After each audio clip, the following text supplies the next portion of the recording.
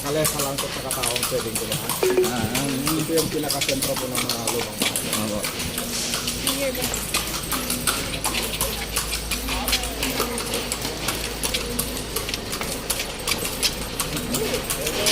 So alam niyo sir, ano, ang Bigan, ito yung isa po sa pinakamaswerteng lugar sa Pilipinas. Bale, ito yung pangatlong lugar kung saan nanirahan ng mga taksila. So unang lugar, Cebu, Manila, and then Bigan. Pero alam niyo po, itong Bigan lang ang hindi binumba ng mga Hapon. Dahil po yun sa pag-ibig. So may isang opisyal na nga po noon siya si Captain Ojiro Takahashi. So nainlove po siya kay Camille Lorana.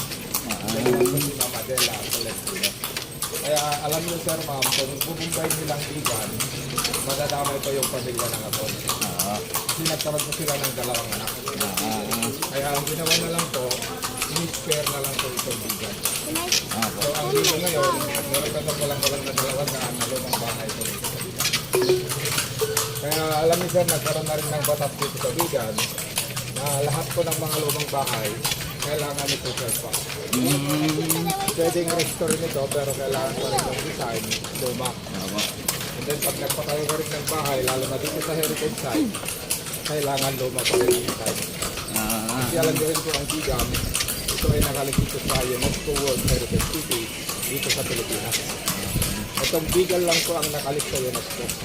Kaya ito na rin ang naging pambatanan ng Pilipinas sa North Seven Wonders of the World. So nanalo na rin po ang Bigan sa Seven Wonders. So alam niyo rin po ang Bigan, ito rin po ang birthplace ng mga heroes. Kagaya po ni Padre Burgos, President Quirino, ipinanganak po ito dito sa Bigan. So pansinin niyo yung mga lumang bahay dyan ma'am, kaya malalaki ang pintuan nila. Karamihan ng mga lumang bahay, ang kanilang living room o sala sa second floor. Doon po sa baba ang ginagawa nilang garahe. Kaya malalaki ang pintuan ko, papasok nila sa loob, mga kalesa o kawain.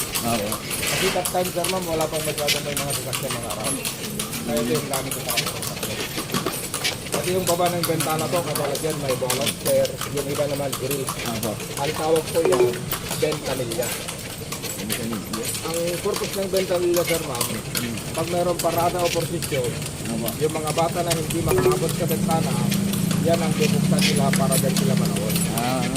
Kaya lalagyan nila ng grill sa baluster para hindi mahulog ang mga bata.